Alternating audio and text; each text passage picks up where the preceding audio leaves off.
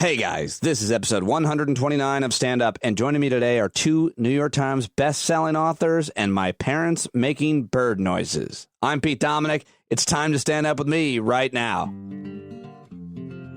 Yeah, we are off. Thank you very much for downloading, for subscribing, for giving a rating to, and for signing up for a paid subscription to Stand Up with Pete Dominick. 615 paying subscribers. Who will be next? Patreon.com/Pete Dominick, or go to the paid subscription link in the show notes.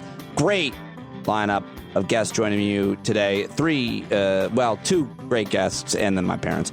Or my parents, then two great guests is the order, actually. I've got Sarah Kendzior, who is one of the most brilliant, ferocious, fierce, smart, strong-headed, well-researched journalists and authors, joining me today to talk about her new book.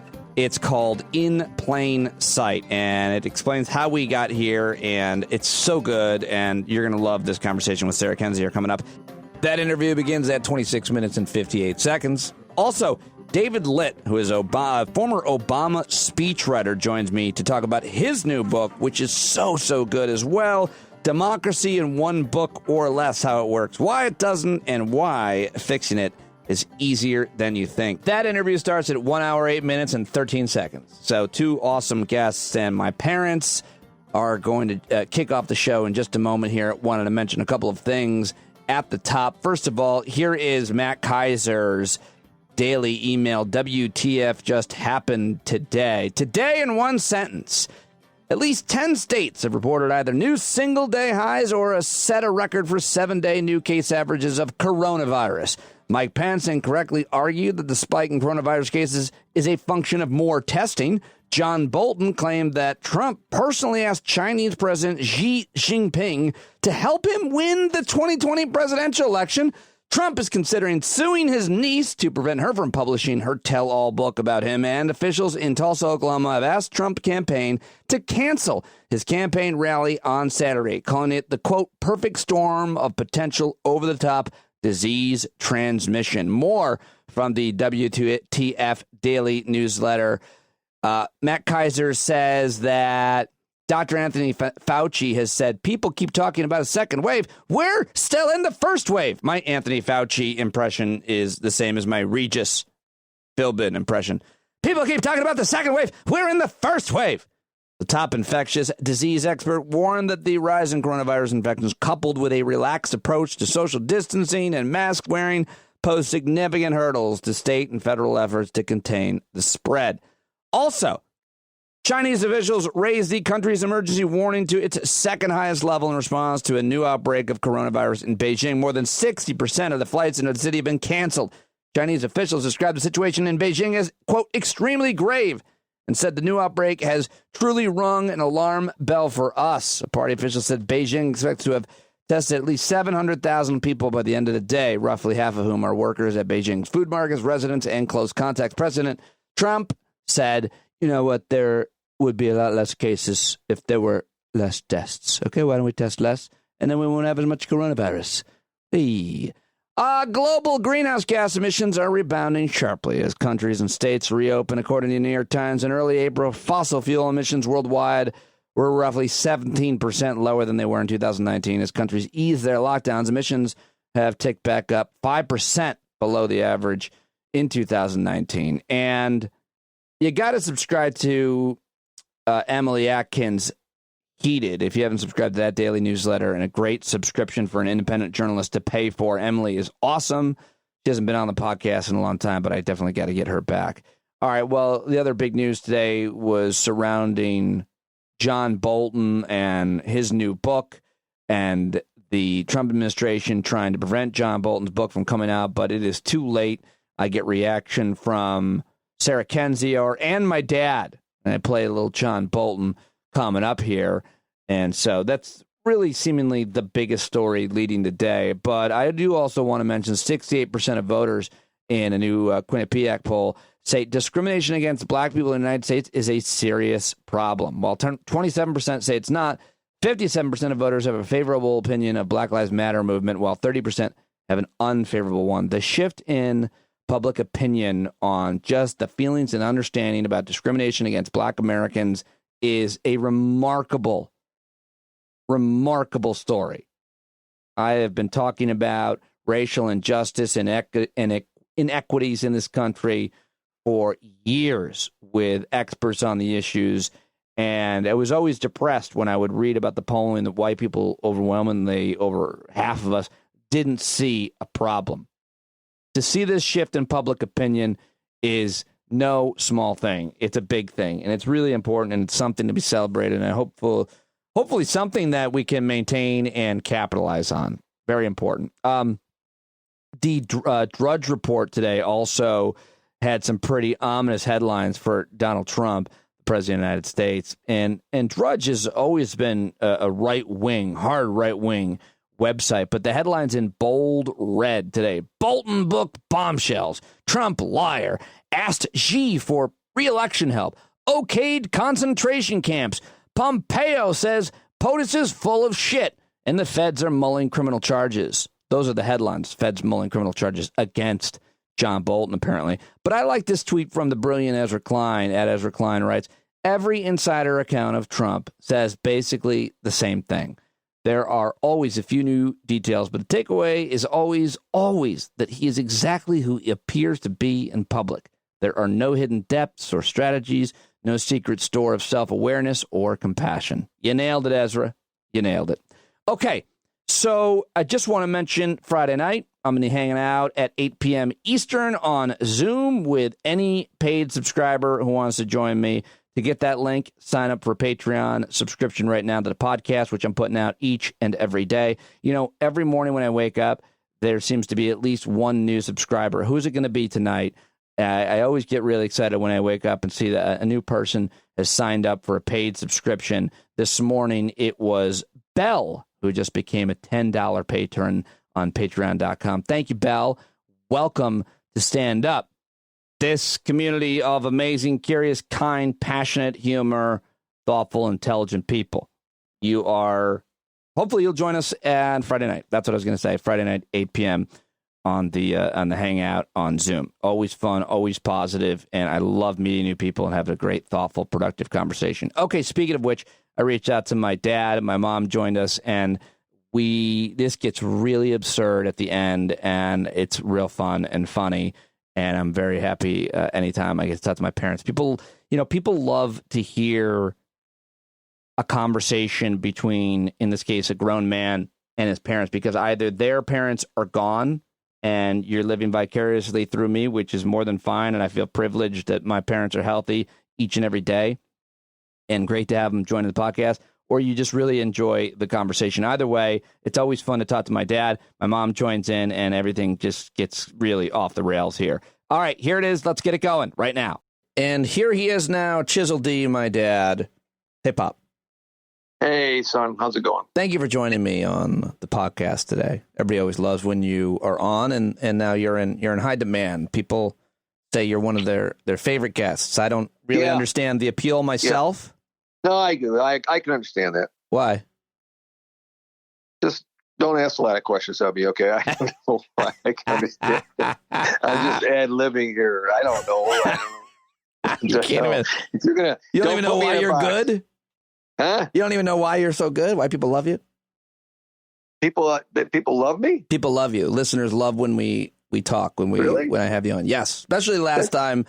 It's very humbling. People love me. Okay. People were really excited about you burning down your racist friend last week. That got a very positive reaction, especially from black people. They loved it. I'll tell you what. If you saw what I've been writing today, that was the best up to shame. We've got developments. Oh yeah. Well, why didn't you tell me this before we recorded? We could have acted them out again.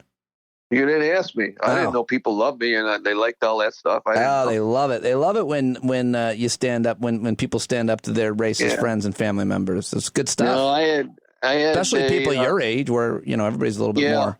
I was going back and forth with a cop, and he said that the guy Chauvin who killed Floyd there. Yeah. He said maybe the fact that he worked with him and had a problem with him is why he did what he did. and not because he's a racist. Oh, so he actually knew him and murdered him, as opposed to not knowing him and murdering him. I think that makes it worse. Well, what I said was that doesn't mean he didn't have a problem with him because the guy's black, and I told him that was a really poor excuse to use. Yeah, how'd that go? And then he said something about which I don't know about this, but apparently a couple of cops went into a situation that was very volatile and shot the guy. They killed him. Where? At a different story? Yeah, this is a totally different thing. Yeah. And he said, but cops do that. And I says, I have no problem with that. I mean, they're heroes. They go into these volatile situations, and the guy was trying to kill him. He took the cop's gun. Oh, no. Well, I don't know what we're talking about now. We don't know what situation we're talking about. Took a cop's gun.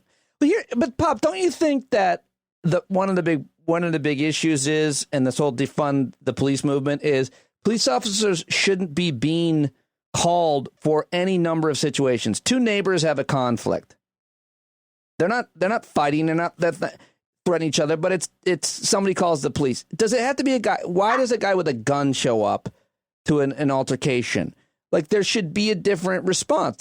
We're talking about having a whole new law enforcement agency, if you will, or different kind of response where you call and the conflict resolution dispute team shows up in their red outfits and they settle everything down. Like, that's what should be happening, as opposed to people showing up with guns and beating the shit out of everybody.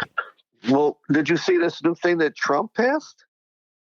He signed something about they want a national bank, that cops to weed out the bad cops, and that they want to send in a social worker with cops in this kind of situation you're talking about. Yeah, it's positive. It's positive movement and reform. Yeah, but Trump signed that. Trump signed that.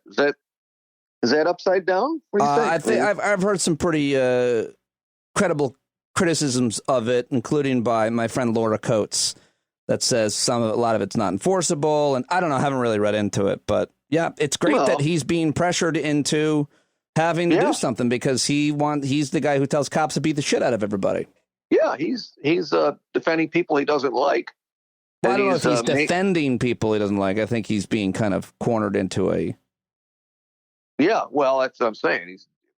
Whether he's cornered or not, he's defending people he doesn't like, and he's making laws against people that he thinks should be able to do anything they want to. So, like, pretty upside. That's another thing that's kind of crazy there. Yeah, that's good news. All right, so also this whole thing I got to talk about with John Bolton. Now, do you know who this guy is, John Bolton? You familiar with his work? He looks like a guy I know. It's kind of funny because he's got that big mustache. Yeah. He looks like a guy everybody knows with that stash. Yeah. Yeah, John Bolton. Yeah. But he's a son of a bitch. Always has been. Like one of the architects of the Iraq War. I take it over. Yeah, it's like John Bolton. I'm rooting for John Bolton. I mean, that's crazy. You're rooting for John Bolton because he's outing Trump. Up till well, yeah, but that's the thing. I never liked John Bolton. The guy wants to go to war with everybody. I mean, I didn't like John Bolton. Now all of a sudden I'm rooting for John Bolton. You know who else doesn't like John Bolton? The Boltons. Yeah, nobody likes him. His own family. Really? I'm guessing. I'm just guessing. People love me. Well, yeah, it's a different story. Yeah. Well, I mean, I find you're a social justice warrior. I'm a social justice what? All right, so listen to John Bolton with ABC News' Martha Raddatz. I want to get your reaction to this. Okay. Here it is. How would you describe Trump's relationship with Vladimir Putin? I think Putin thinks he can play him like a fiddle. I think Putin is smart, tough. I think he sees that he's not faced with a serious adversary here. I don't think he's worried about Donald Trump. Donald Trump, as we say, sees himself as a deal maker. What happened to the deal maker in those situations? Well, the president may well be a superb deal maker when it comes to Manhattan real estate. Dealing with arms limitation treaties on strategic weapons, dealing in many, many other international security issues are things far removed from his life experience. When you're dealing with somebody like Putin who has made his life understanding Russia's strategic position in the world against Donald Trump, who doesn't enjoy reading about these issues or learning about them, it's a very difficult position for America to be in. How about that? How about that, Pop?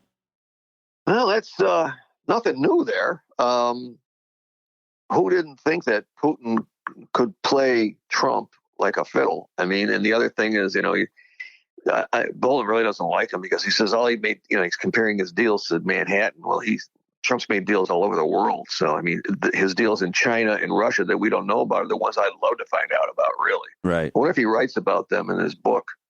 Those are the ones we really want to find out about. Apparently, also, a lot of revelations coming out about this book, but apparently Donald Trump didn't know what Finland is, per the New York Times. Mr. Trump did not seem to know, for example, that Britain is a nuclear power and asked if Finland is part of Russia, Mr. Bolton writes.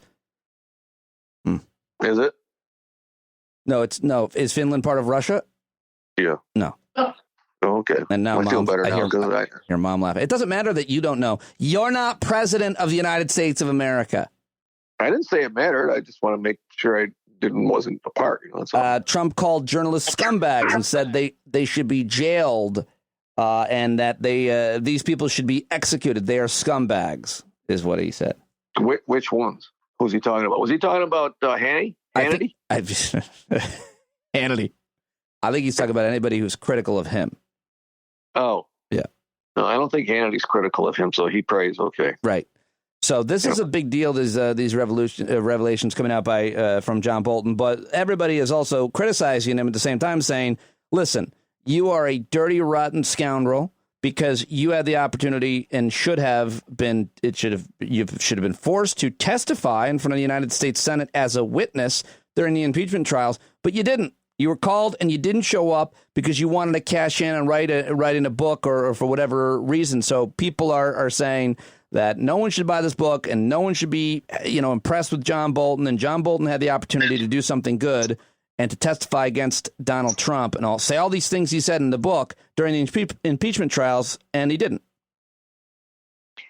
Yeah, I go along with that. I mean, John Bolton's not my hero, that's for sure. I mean, I would say he's pretty, he likes war, so he's a scumbag. It's okay. Yeah, always been a scumbag.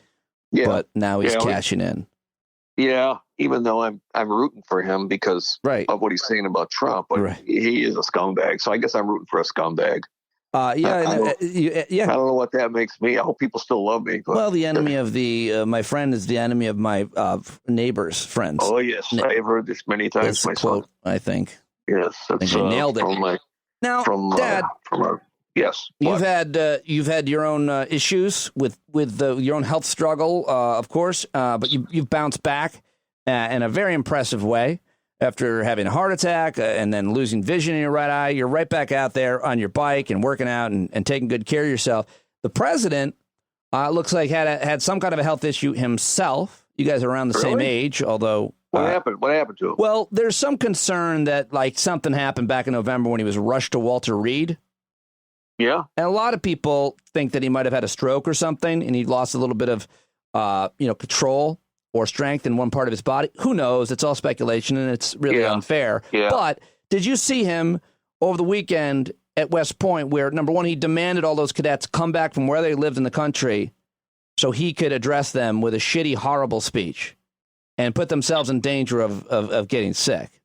I did not see that. You didn't see him walking down the ramp and trying to take a drink out of a glass of water? No, your mom saw it. Is that the same as me seeing it? No, that's actually great for the podcast. Can we get your real-time reaction to it? How am I going to see it? Yeah, it's going to be just Google. Google? Yeah, we'll do it right now. Go ahead. You in front of your computer? Oh, God. It's hard, I know. Google. All right, what else are we going to talk about while I'm Googling here? Well, I mean, I don't think you can do both things at once, with all due respect. Yeah, well, I can type with 2 fingers, Bob, and I don't just use one. Mom, look up Trump drinks glass of water at West Point. Yeah, I'm doing it now. Oh, sure. There goes her mother. She's got it. Yeah. And make sure you find the video and you get through if there's an ad or anything. And then, have you seen it, Mom? Yes, I did. I saw him going down the ramp, and they're talking about him, the way he stands, he leans forward. Yeah. And that is one of the signs of dementia. Oh, well, I don't know anything about that. I hope not. I hope not. I lean forward all the time. Dad's constantly leaning forward. Yeah. Dad looks like he's at an angle. Forward leaning. Yeah. A lot of forward leaning. We were home there last week. I was like, why is Dad diagonal most of the time? Yeah. Okay, I got it here. It's kind of hard. You got it? Yeah, Mom's got it. I'm going to go look at it. All right. So what's he going to do now? He struggles getting the glass to his mouth, and he has to use his other arm to push it up. He uses 2 hands all the time when he drinks. Yeah. Well, I think he used to do that on the Apprentice too. all right. Talk us through it. What's happening? He's standing there. American Blood. Little Round Top. Oh, wait. Normandy. What the hell? Here's the one with the water. Oh, yeah. There you go. Oh, yeah. He grabbed it with his right hand and pushed it up with his left. Yeah. All right. What's your expert analysis of that? He's a 2-fisted drinker? Nope. Okay. What is it then? I don't know. You're the expert. I don't give an expert at anything. Yeah, you're his age. Oh, yeah. He just turned my age. We're the same age? Okay. I think I'm actually older than him, but,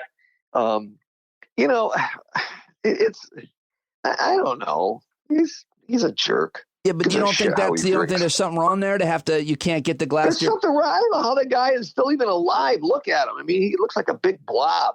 Yeah. He doesn't do anything healthy. He's a big blob. What about the neck skin situation? Yeah. Do you ever get caught up on staring at that for a while, thinking you're going to fall into another dimension? That little waddle thing he's got there? He got a haircut. See his haircut? Well, somebody is getting one. Yeah. Yeah. Now, we had a great time while we were up there, Dad, and I know that you have a special connection to the barn swallows that nest in the balcony outside your bedroom. Yes. And you talked a lot about them. And then the first day we were up there, maybe even the second, I saw them, and I was as enamored and falling in love with them as you were. They're very playful and fun, and they seem to have... Are gone. They're gone. Sorry. They're gone because you were doing your podcast right next to the deck off our bedroom. Mm-hmm. And you were, of course, talking for hours on end. And they're gone. They have not come back. They've been there for 3 years. They come and go every spring. And they have their little birdies. And then they fly. They teach them how to fly. And we watch them. We've been doing this for 3 years. And now they're gone. And you think it's because I was doing of course it is. my podcast from that room right outside. Well, you were blabbing with the screen doors open, and you were the screen was there. I mean, the windows were, and they're gone. I don't know how to get them back. I think they heard me talking about being critical of law enforcement, and they didn't like it. I think they heard you talking for 5 or 6 hours a day. You don't think they're fans of the podcast?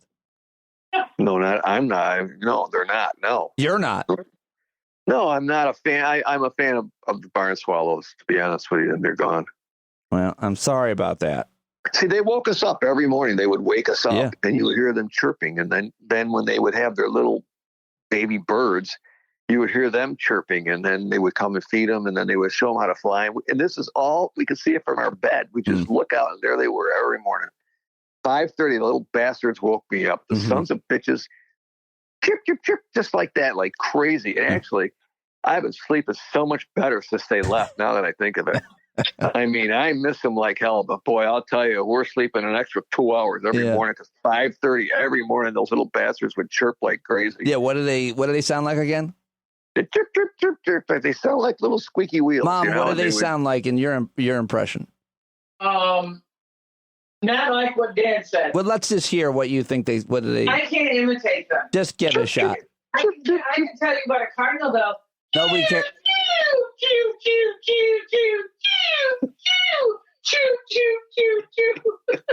That's your mother. That's the cardinal lady I live Now, with. Yes. you know what makes an ugly noise, cardinal What? lady, What? is a blue jay. Can you do them?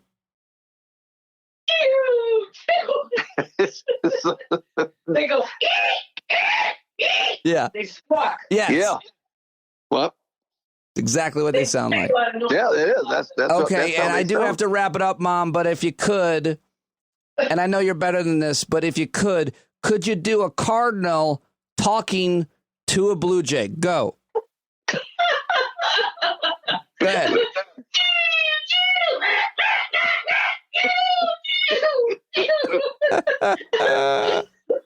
All right, you better not play that. Okay, I'm going to play Yes, it. All that was right. precious. Thank you, guys. Got to go. All right. Love Good you. night. Pete. Bye. Good night. Love you too. Bye. God, I don't want to get into this stuff. How did you get into this stuff? You birthed me, woman. If that didn't put you in a good mood and make you laugh, I don't know what will. Thank you very much for joining me, Mom and Dad, and for listening. I appreciate you loving my parents. It's always fun to talk to them. Okay, let's come on. Let's get serious here. Stop messing around. Joining me now is a writer and scholar. She's co-host of a very important podcast, which I love, Gaslit Nation. If you haven't checked it out, you should. She's the author of the bestseller, The VIEW from Flyover Country, which is a collection of her essays from 2018. And her new book is called Hiding in Plain Sight. And that is what we talked about today. Her website is sarahkendzior.com. She's on Twitter at Sarah Kendzior. And here's our conversation about her new book. So important, so good. I love this woman. She is a fierce, great writer and great journalist. Here it is, Hiding in Plain Sight, Sarah Kendzior. And so I am looking at Sarah Kendzior now. And Sarah, I'm sorry, I forgot to apologize for my silly mustache. I feel the need. My daughter dared me to shave it into this shape. It's good. It's good. Do you want to be a little bit more honest? It's a tribute to John Bolton, and It's a tribute to John Bolton. This horrible book that should not exist. Well, okay. You want to take over the interview? Let's start there with John Bolton. Since you mentioned him, I have to ask you about his role in the administration and what you make of his book, which is massive news this week, and whether or not the Trump administration can sue to stop it from being published. Yeah, this whole rigmarole reminds me of Michael Wolff's Fire and Fury, which was one of these books put out, purported to be, so damning of the Trump administration. It's going to bring the whole thing down from within. And what it was just Trump propaganda. And it's not the kind that's easily identified as propaganda, because it did make them look like idiots. It did make them look incompetent. It made Trump look like he had no geopolitical acumen, and that's probably true. But what they do is they cover up crime with scandal, and they cover up malice with incompetence. And the Bolton book seems aimed at furthering that narrative, because the more incompetent you think Trump is, the more incapable you think he is of pulling something off, the less likely you are to actually investigate him and hold him accountable for a litany of crimes that he and his administration have been committing for years. We see this happening over and over again. And then, of course, there's the fact that Bolton could have gone and testified, said all of this to the House in real time during the hearings. He could have brought it up while he was National Security Advisor before. There are other decisions that were made during his tenure, most notably the flirtation with a war with Iran, which really came to pass after he left, and the assassination of Soleimani. And the fact that Bolton was the person who was defunding the CDC and getting rid of our preparedness for a pandemic. So if the House is serious about all these little quote unquote revelations in Bolton's book, they can just bring him back to the House and have him testify. But no one should buy that book. He's just trying to make money. He's trying to put out a selective narrative. It benefits Trump. It definitely benefits the Republican Party. It's a bunch of bullshit, to be honest. Like, I'm so tired of seeing this over and over again. His book, the Anonymous, A Warning book, the Bob Woodward book, Fire and Fury, it's all part of a genre. The genre is crap that's meant to mislead you. The other thing about John Bolton, I interviewed him, I think once, if maybe twice years ago, and it was my impression, and it certainly is his reputation. He is a huge fucking asshole of a person. Like, he is a shitty, mean son of a bitch. But also a very effective operator within wherever he is. Yeah, he knows what he's doing. What he's doing is for John Bolton. It's not for America. It's not for our national security. It's not for the good of anyone but himself. And then I think whatever he's envisioning as the future of the Republican Party, I don't think he has any real goal of having sort of the broader apparatus surrounding Trump removed from power, whether the GOP of Mitch McConnell and Pence and more traditional Republicans, or the kleptocracy that's emerged through people like Steve Mnuchin, or the brutal, proto-fascist rule of people like Bill Barr. I think Bolton is fine with that. The only sort of way I feel like there might have been an actual conflict is that Bolton's ego is so massive, and so is Trump's. And I think Bolton, for example, if there's going to be a war in Iran, he wants to be the guy to make a war in Iran and massacre people and do his war crimes. All that glory shouldn't go to Trump. If there is a disagreement, I think it fell on those lines. But even there, I'm kind of like, you were in there. You were in that position. You could have done anything you wanted, gone to the press when you wanted. You didn't. In the end, he's just cowardly, and he's an asshole, like you said. Yeah, well, I'm glad we agree there. At the beginning of your new book, which everybody has to buy, Hiding in Plain Sight, you have a paragraph that so succinctly characterizes who the players are in the Trump administration that I just want to read it out loud. The Trump administration is like a reality show featuring villains from every major political scandal of the past 40 years. Watergate, Iran-Contra, 9/11, the Iraq War, the 2008 financial collapse, in recurring roles and revivals, despite the widespread desire of the public for the show to be canceled.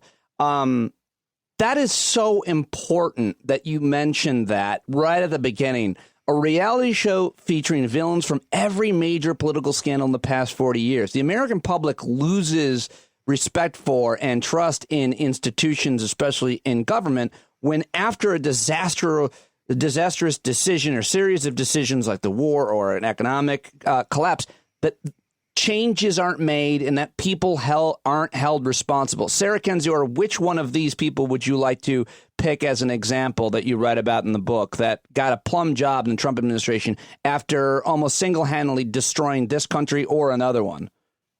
Oh, God. I mean, it's so many of them. I mean, right now I'm, thinking about Mnuchin and his foreclosure history and his connections to oligarchs and white collar crime. Because the Treasury Secretary. Yeah, the Treasury Secretary. But I think Bill Barr is also someone who's extraordinarily dangerous, in part because he covers up the crimes of others. He was the GOP cleanup guy for Iran-Contra, for, other scandals that I don't think have been explored very much. And the fact that he could just reemerge sort of unchanged 25 years later, be lauded as an institutionalist purely on the fact that he served as Attorney General, even though his tenure at the time was controversial. He was called out by William Safire and other conservatives as being crazy. And he's also linked to the Jeffrey Epstein case in many ways. His father was the person who introduced Epstein into high finance and high society. And then he, of course, as Attorney General, was supposed to oversee the quote unquote suicide of Epstein, as well as that, pedophile sex trafficking ring in general. So Barr, he's got his tentacles in all sorts of different places. It seems very hard to get rid of him. And I think he has a very good understanding of how law and bureaucracy can be manipulated so that he and others like him can retain their hold on power, regardless of the methods that others may use to counter him. Although people should be countering him. They should be impeaching him now for a multitude of offenses. Yeah. You also, of course, mentioned Paul Manafort, Steve Bannon, Roger Stone. It's interesting because a lot of the people that he put in charge of his actual campaigns were criminals and villains who had worked for the worst regimes in the world for hire. Talk to me about Paul Manafort. Yeah, I mean, Manafort and Stone ran a D.C. consulting firm literally nicknamed the Torturer's Lobby. Like, that wasn't subtle. That was something that was out in public. There are people that are kind of mystified. They're like, oh, how could we have ever known this about Paul Manafort? It's like, it was literally on his Wikipedia page. Like, this is Wikipedia level knowledge. This is stuff you could get out of old New York magazines, old spy magazines. Like when he emerged, I knew his name from his work in Ukraine more recently, helping oligarchs, helping the Kremlin. And that was one of the first times that big warning signs went off in my head, where I thought Trump is not just a fan of Putin. He's not just somebody who wants to govern like Putin. He is someone who's actually intricately connected to this whole network of white collar criminals and mafiosos and Kremlin operatives, and he's hiring them. And then with Roger Stone, Roger Stone has been there every time that Trump ran or considered running for president. Roger Stone was by his side. And that's a lot of times. It's like 88, 96, 2000, 2012, 2016. He's a very old friend. He's a fellow, individual groomed by Roy Cohn, who was, the mentor of Trump, the mentor of Stone, the mentor of Manafort. All these guys go way back. A lot of this is a product of the post-Watergate atmosphere, where they were saying, we are never going to let this happen again. We are never going to let a Republican criminal president be impeached. We are going to, have full control over all government apparatuses. This is one of the reasons Fox News was created. Roger Ailes admitted that. So they've been working on this for a long time, and it's really this insular group, and they bring each other back, because when you're building an autocracy, and also when you're participating in organized crime, you become paranoid, you become insular, you rely on that inner circle. That's also why we see so many family members, Jared and Ivanka and so forth, being involved in this world, because they need to protect their secrets, and they need to protect themselves from any kind of consequences. This book is so important and so good, and I think that you gained a tremendous amount of credibility, unfortunately, when President Trump won, because you called it. You saw it for a number of reasons. One, you lived in Missouri and saw what was happening there. But two, you also studied authoritarians, and specifically the former Soviet Union. You understood how it could happen elsewhere. And in your new book, you write that the widespread belief that America is unique among nations and impervious to autocracy is the delusion that paved Trump's path to victory. Fortunately for us, journalists like yourself and a handful of others didn't suffer from that delusion. I think I still do. And no matter how much I listen to your podcast or read your book, I'm still like, she's wrong. She's going to be wrong. It's wrong. And right now I feel like maybe there's some truth in that, and that the military is not going to take arms up against the American people. We were at the precipice during these protests, and I think in a weird kind of way that was a lesson for military leadership, that they're glad they didn't go further than they did, and they won't. And if he's voted out, they're not going to stand by him. That's the way I feel right now. Are you about to call me a naive man with a silly mustache? No, I think that's a really important question. I also think it's one that is hard to decide, where things are going to go. I think that it's true that many people in the military, they do not want to fire on American citizens. They are now having to face this dilemma of, are they loyal to the Constitution, to the American public, or are they loyal to Donald Trump, the individual, and to the crime syndicate that he serves? What I worry about is that this was a dress rehearsal for November, and what Trump and Barr and others were doing was testing, well, who in the military is more loyal to the Constitution than they are to us? Who is going to refuse to do our bidding if it comes to be November and say Joe Biden wins the election and Trump doesn't want to leave, he declares the election illegitimate and so forth, and wants to, employ the military against American citizens? They're seeing who's going to go along with that and who's not. And I worry that just like with the FBI and the State Department and all these other institutions, he's going to gut the military, and he's going to, if he can, replace those positions with lackeys or leave them empty. We always have all these acting officials because it's easier to operate in a system where, you have acting people, because then there's no real accountability. I'm hoping that that's not the plan. I also hope I didn't just give them a plan. But, what I've seen in other countries, other authoritarian regimes, That is how they operate. They have loyalty tests, and the loyalty always has to be to the leader, not to the people, not to the law.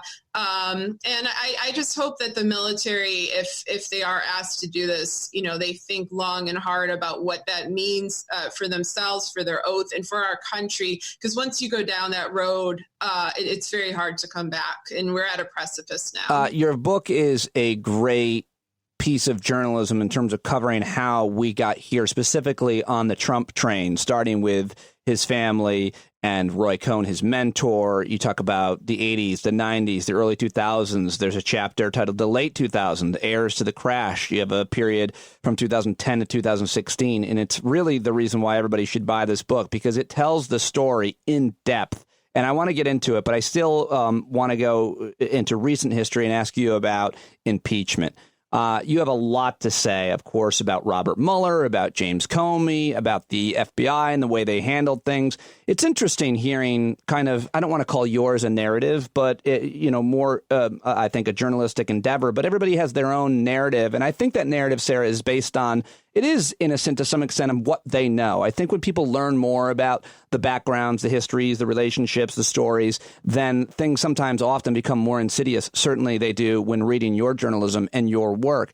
But the narrative that there is a deep state and that the FBI is against Donald Trump and that there were orders from the Obama administration to prevent his election and so on, that the FBI, CIA, this, quote, deep state carried them out, seems to be not one that you agree with by your depiction based on who's been running the FBI, what they did or did not do. How do you look at that narrative that the FBI and the CIA and intel agencies are some kind of deep state actors acting against Donald Trump and his election? No, I mean, it's, if anything, is the opposite. I mean, what I think is probably the case is there's a variety of people in the FBI, some of whom are just objective actors doing their job, some of whom may have, privately been pulling for Hillary, but quite a few of whom seem to have overtly been trying to push Trump into office. And it's not just about Trump, it's about his whole network behind him, in particular, the Russian mafia. I have a lot of questions about what's happened in the FBI since the 90s. We have two former heads of the FBI, Louis Freeh and William Sessions, who, after declaring the Russian mafia, which is really a transnational mafia, one of the most dangerous and immediate threats to democracy in the 90s, they went on to work for them. They went on to work for leading Russian mafiosos as consultants, as lobbyists. We have Comey, who took Semyon Mogilevich, the head of the Russian mafia, off the top 10 most wanted list in 2015 in December, right as Trump was kind of, gearing up, beginning to clinch his candidacy. We have Mueller, who gave a speech about Mogilevich and about the Russian mafia and about this nexus of organized crime, white-collar crime, state corruption in 2011, who knew full well the threat, did nothing about it while he was the head of the FBI. There were people he indicted later, like Manafort, that he could have indicted while he was the head of the FBI. They all knew about this. They had people that were close to Trump and close to the Russian mafia, like Felix Sater, working as informants for the FBI. So they can't claim ignorance here. They had a dire threat and they did nothing about it. And some of this is explained by the fact that after 9/11, so much of the resources, personnel went into combating the threat of terrorism. But other things just can't be explained, including the closeness between the FBI and white-collar and organized crime, particularly the New York branch, particularly people associated with Giuliani, who, of course, is Trump's lawyer. There's a lot of shady stuff. So I do not trust the FBI. So I'm with all the people who don't trust them, but for very different reasons. And I also don't think it's necessarily a uniform body. There are people there that I don't think have anything to do with any of this. They're just trying to do their jobs, and that's how it should be. Unfortunately, that's not how it seems to be for others who are involved in this institution. For your reporting, have you ever reached out to Sessions or Louis Freeh or gotten in contact with James Comey or any of their people to ask them how they explain No, well, I've tweeted at James Comey. I've tweeted at him, about Mogilevich, just asking. There are times where he wanted, questions from interested American citizens. So I tweeted that one. I did not get a response. I doubt that they would talk to me. I know other journalists who have reached out. They've tried to get answers on all of this, especially about financial ties and so forth.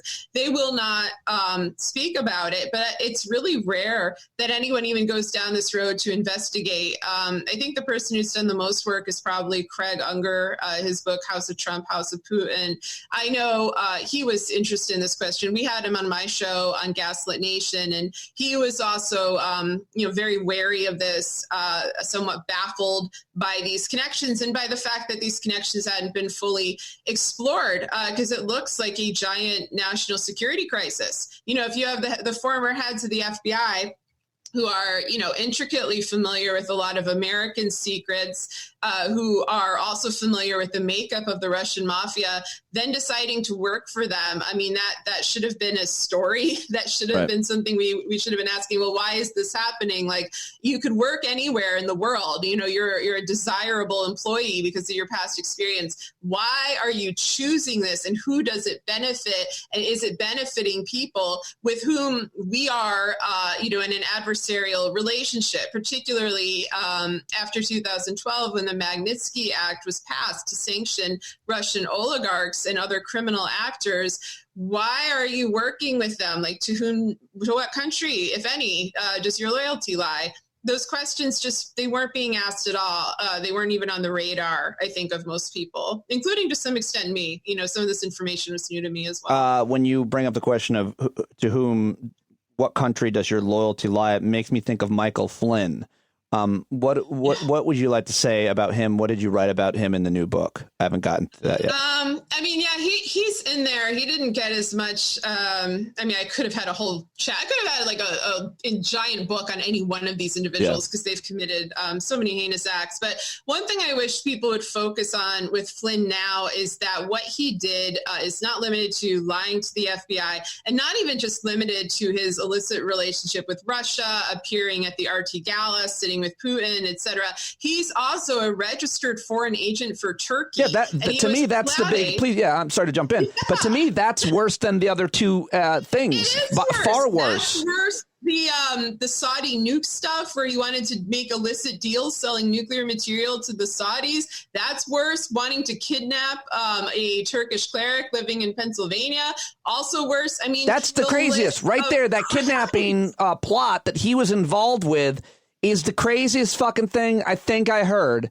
I actually think that's the craziest thing I heard through all of this is everything this guy does is nuts. I mean, there's other things that are not even crimes. They're just weird. So like bad. At one point, He's so bad that to buy mind reading equipment, ESP equipment from a former KGB operator. Like, that's the mental world that Michael Flynn inhabits, and that's who was briefly in charge of our national security as an advisor. This is not someone you want in this position, to say the least. This is also somebody who has sold out America numerous times. The judge in his case, Emmett Sullivan, said that, when Mueller was trying to make sure that Flynn was not sentenced, which, again, this is something that makes me question Mueller's integrity, question his judgment.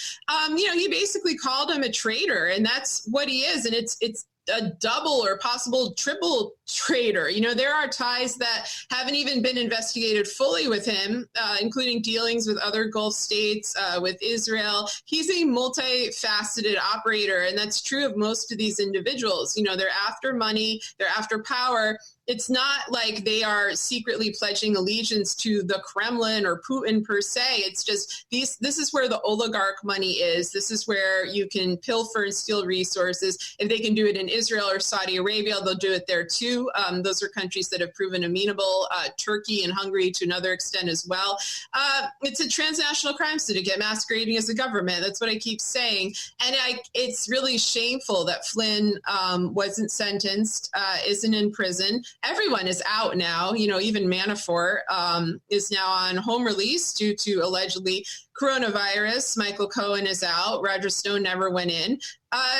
Mueller's investigation accomplished almost nothing. Like there has not been true justice, and all of these dangerous operatives are just out running around, and they're meeting with right-wing extremists. They're meeting with other illicit actors, and they're working on, the 2020 election and on future horrific endeavors. And no one seems to be stopping. Michael Flynn rose to the ranks to be a general in the United States military army, I think, and he was working at what was his job when the Obama administration fired him for being like a crazy person, a crazy conspiracy, and doing things that probably they knew but didn't ever expose.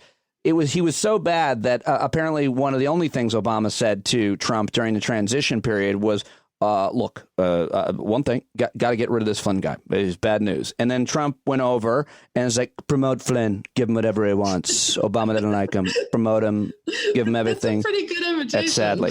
So, I mean, he's one of the. Let me go back to the Mueller and the Mueller investigation. Sarah, he found 10 instances of obstruction of justice.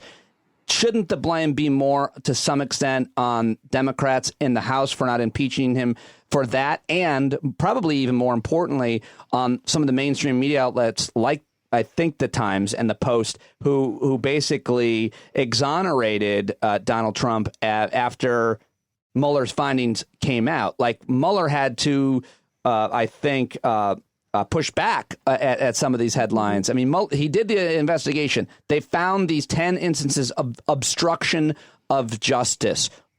So who is, how do you apportion the responsibility, the blame for why the Mueller investigation didn't do more? And also the American public for not being outraged by that. But again, I almost always blame the media, Sarah. Yeah, there's a lot of blame to go around. And so, with Mueller, the first thing to point out, of course, is that Barr came out and lied about the Mueller report. Right. He lied about the contents. He put out this 4-page memo saying, things that were not in it were in it, and saying that Trump was cleared and so forth. And the media ran with that. That was a way to control the narrative. It worked very well. The media took the bait, and then they had to backtrack once the actual report was released. Mueller should have immediately countered that, immediately released the report. The report itself, does have useful information. It does have those counts of obstruction of justice. And yes, of course, the Democrats should have impeached. They could have impeached before the report came out. It was never reliant on Mueller. There were plenty of other crimes. But they had a giant report to work with, and they could have pursued those right away. But Pelosi was very anti-impeachment, even though 80% of the Democrats wanted it, even though plenty of representatives wanted it. She was refusing. She had to be dragged kicking and screaming. And then when she finally did it, she didn't address anything in the Mueller report. It was all about Ukraine in 2019, as if the past didn't exist. So there's plenty to go around. But the thing is, and Mueller knows this because he made speeches about it, the only kind of consequences that Trump's criminal cohort will recognize are legal ones that lead to prosecution, incarceration, and so forth. It's not enough to just have their crimes exposed because they flaunt them. They're like, hey, I'm out committing crimes. Like, they'll go out on Lester Holt and be like, yeah, I just committed an obstruction of justice. Flynn, the Russia thing is getting in the way of my evil plot. Don Jr. will tweet out all of these incriminating emails. Like, it was really hard for Mueller to not find crimes, yet he didn't go there. He didn't interview key people. He didn't indict people. That would have been meaningful.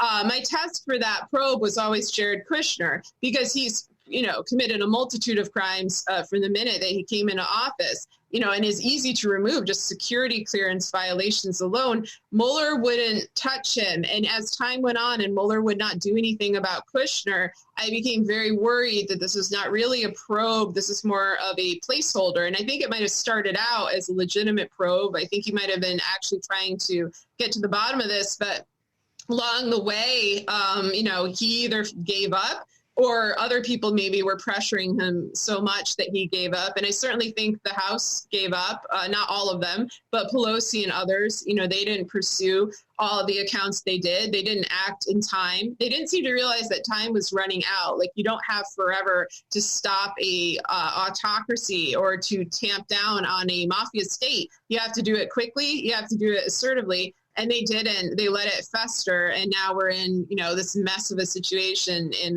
mid-2020. What crimes did Jared Kushner commit?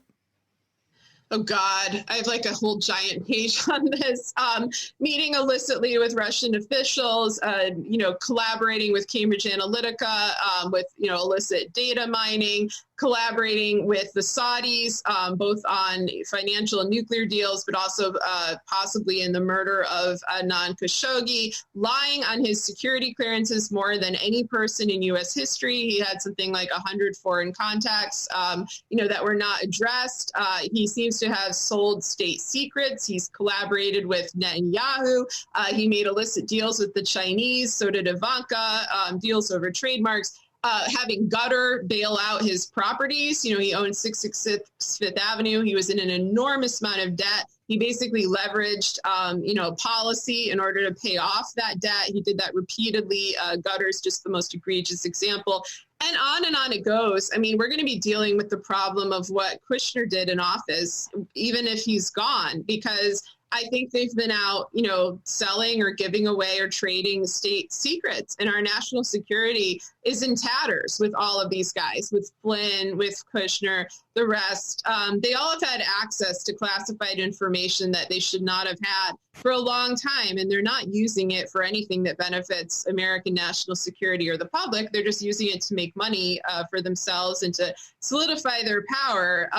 That's going to be dangerous even if they leave. They're going to weaponize all that. It's going to make WikiLeaks look like nothing. Like they are going to come for everybody. They now have official access to everybody's business, and it's going to get very ugly. Yeah, a lot to unpack there, but I want to move on to get more into some of the other specifics of the book, Hiding in Plain Sight, which is so good, and everybody's got to get it because of Sarah's work on this and reputation and credibility going back a while. By the way, what do you think of Seth Abramson and what do you think of David Kane Johnson and both of their reporting? Do you take issue with any of their work? Because I think David K. Johnson's great. I mean, he was one of the original Trump reporters. He was reporting on Trump's finances all the way back to the 80s and 90s. I cite him and reference him in the book. Seth Abramson is not somebody I follow. To my knowledge, he's more of a curator. I think he describes himself that way of other people's work. And so it's good if he's able to get other people's, investigative reporting kind of synthesized in one place, because there is so much out there. I do know he's reported some things just erroneously, and some of them are, they have to do with my podcast partner, Andrea Chalupa, with her sister, Alexandra Chalupa. He once reported fraudulent information about her that put her life in danger. And Alexandra very politely said, can you please correct the record on this? I'm being threatened, and I'm also being threatened by the government. And he said, my style of reporting means that I don't actually talk to anyone. I don't talk to people. I just read things. And she's like, well, it's my life. It's my life on the line. Can you please do this? And he wouldn't. So I don't have a lot of respect for him, in part because of that. Appreciate you mentioning that. Important to note. Okay, so you mentioned Roy Cohn earlier, and you have a chapter in your book. I think that people don't know or should know if they do more about Roy Cohn and his influence on Donald Trump. He was his mentor. Roy Cohn is a terrible person who, when he died of HIV in the 80s, Trump threw him in the garbage just before. Right? It's like this guy is such a bad guy, mentored Trump, and then on his deathbed, Trump tossed him in the garbage. Tell us about Roy Cohn and why he matters to the creation of the Donald Trump we know today, Sarah. Yeah, Roy Cohn is one of the most pivotal figures of the latter half of the 20th century. And, you can learn a lot about publishing by the fact that there is no seminal Roy Cohn biography in print. There's very little written about him. His secretary was putting together some papers and was going to publish them when she died mysteriously in a car accident. I believe this is in 1994. Roy Cohn, he trained Trump. He was a lawyer for Joe McCarthy. Then he was a lawyer for the five families, mafia families in New York. He presented himself as a anti-Soviet crusader. I'm not really sure that that's accurate. He also worked with Reagan. He introduced Rupert Murdoch to Reagan. All these connections, it's this nexus around Roy Cohn. And he was, of course, heavily involved with New York media. And so he trained Trump. He was Trump's lawyer in this strategy of counterattack, sue, lie, don't back down. It doesn't matter what the law is. It only matters who the judge is. All these never apologize, I think I read. Yeah, never apologize. He knew how to manipulate the media. I think a lot of Trump's skill at propaganda and manipulating tabloids and stuff came from Roy Cohn. I think Roy Cohn would have loved reality TV if he had lived to see it, but he died in 1986, but just a huge influence and a really, really terrible person, like just no redeeming qualities whatsoever. And he was attracted to the worst people in the world. Like he groomed them. He groomed Manafort and Stone and so many others, and got off on that and was a big figure for the Republican Party. So when people try to present Trump as an outsider, even as an outsider to the Republicans, I'm like, no, he's the culmination of this branch of the Republican Party, this Roy Cohn branch that's been operating since the 1950s. That is part of the party's history. It's definitely part of America's history. He's not an outsider. He's a culmination, and he's the monster, and Roy Cohn is the Frankenstein. So I think the quote in your book that you referenced Roy Cohn is, I can't remember it now, but something about after Trump basically abandoned him, Roy Cohn, his mentor, Roy Cohn said he pisses ice water, Trump. Yeah, well, Trump abandoned Roy Cohn. Roy Cohn was gay in the 1980s, and he got AIDS at a time when, Reagan and others weren't addressing AIDS, and Roy Cohn denied it. He said he had cancer. Trump, around that time, became a huge germaphobe, became a compulsive hand washer, became afraid of interaction with, close interaction with other human beings. I find this all very weird now in light of the coronavirus, where he's been, just backslapping and handshaking and seemingly acting like he's immune from disease. No masking. He spent his whole life terrified of contracting a disease. And I think the reason he was terrified was because of AIDS and because, his best friend, and let me be clear, Cohn was his only best friend ever. They would call each other like 10 to 15 times a day. They'd go out to Studio 54 together. They were constantly hanging out. I can't think of Trump having a friendship with another person at all besides Roy Cohn. Like he has this relationship with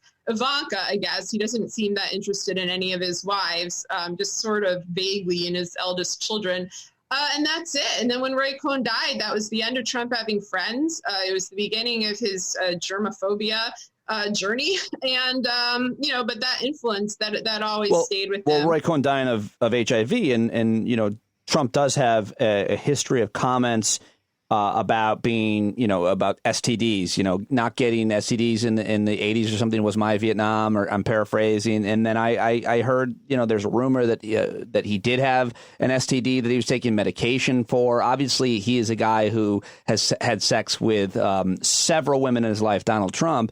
And I wonder what you think about is there any evidence that Putin has on him that he was having sex with Russian prostitutes, and Putin knows that and has videos and tapes? We always heard about the notorious P tape, but a lot of people still think that not only do they have hold his debt, Russians, and have a lot of leverage on him just in terms of they could affect his wealth, but also his reputation in terms of the women that he was with. And how much evidence do we have that Putin has something still on Donald Trump? And if so, what is it? I mean, I don't know that there's concrete evidence. There's certainly nothing we could just point to and be like, here's the tape. But when any kind of wealthy or influential figure would go to Russia, whether in the time of the Soviets or afterwards, it was pretty likely that they would be taped in their hotel room. With Trump, I suspect that if there is a tape, what's on the tape is not a dalliance with Russian prostitutes, but something illegal, something deeply immoral, something that even Trump would recognize would upset the masses. I mean, with Trump, when you think about how he talks about women and what kind of women he's attracted to, I don't think he minded that much when the Stormy Daniels story came out, because he wanted to be thought of as the kind of guy who a porn star would want to sleep with. And when he talks about women, it reminds me of the 40-year-old virgin, where they're talking about I grabbed her breasts and it was like bags of sand. And it's really obvious he hasn't had sex. When he did his grab her by the pussy thing, I thought that was weird. I mean, not to like break it down on these kinds of terms, but seriously, that is a weird thing to say. Like, buy that? Like, I'm kind of like, that's not quite how that works. But you know, it's very strange. His comments are strange. I often feel like he acts like this caricature of a heterosexual man. Like, you know, what do heterosexual men like? They like models. They like beauty pageant queens. They like porn stars. I am like that. I am a manly man, and you know, very macho. Whereas in reality, you know, you see, and it's in my book, unfortunately, I really took one for the team here. Ivana Trump, you know, in her divorce settlement, she talked about how he seemed very confused about how to have sex with women. Like, he just didn't seem to understand how it worked. She said, I believe her quote was, "The Donald can't find the spots." She was buying him self-help books. Trump tried to get that information banned, by the way. The author who wrote the book on that back in the early 90s, Trump's people, his lawyers, got that pulled off the shelves because it was so humiliating for him. But anyway, my point here is that I think whatever's on that tape, if there is a tape, is not going to be prostitutes, because I don't think Trump would be all that embarrassed about prostitutes. And I think a lot of, you know, his Republican or other cronies would think it was sort of cool. It's going to be something that makes him look very uncool and is probably illegal. Sarah, I know I've got to let you go now, but I appreciate your time. And I got to say, on that note, I'm sorry. Get the hell off this show.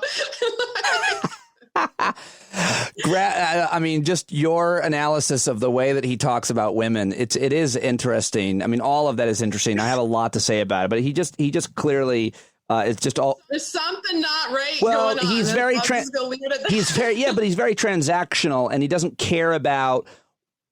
You know, I think about the kind of man or person who in sex does not care about their partner's needs. He doesn't care about what anybody needs in life. He only cares about what he wants. So when that manifests into sex, I mean, there's a lot of people like this. They just go right for what they want, and they don't do anything to please the other person. It's also that's why he has an assault record. That's why that's enormous, because he doesn't know how to actually, I think, be with a woman unless he's assaulting them against their will. Yeah, anybody who would be turned on in sex when the partner isn't interested or is revolted by them has got a serious, obviously, psychological problem, and obviously he has a record of assaulting women, several, and how that still doesn't seem to resonate or matter is one of the most insane facts of American politics. Yeah, it's awful. Your podcast is so good. Everybody should listen to Sarah and Andrea on Gaslit Nation. Buy the book. Follow her. Follow them on social media. It's always a pleasure talking to you, Sarah. Thanks for joining me. Congrats on the book. Even today. Thank you for having me on. Even when we get deep into Trump's sexual proclivities and make assumptions about how awful he is. Thank you. I'll talk to you again soon, I hope. Thank you. Isn't she great? Isn't she good? What issues, if any, do you have with her reporting, with her book, with that conversation? Love to hear from you. She is on Twitter at Sarah Kendzior. Listen to that podcast, Gaslit Nation, and get her new book, Hiding in Plain Sight. Tell you heard her here on Stand Up, because she's a great, great guest. I always love when she joins the conversation here, and she's a big deal, and she's a great reason to support independent journalism, because she is not encumbered by corporate restraints and so on, and yet is still someone who does a lot of great research and great journalism with great sources. Sarah Kendzior, check her out. The podcast, get the book. All right, I think I'm just being repetitive now. Let me get to my final guest of the show.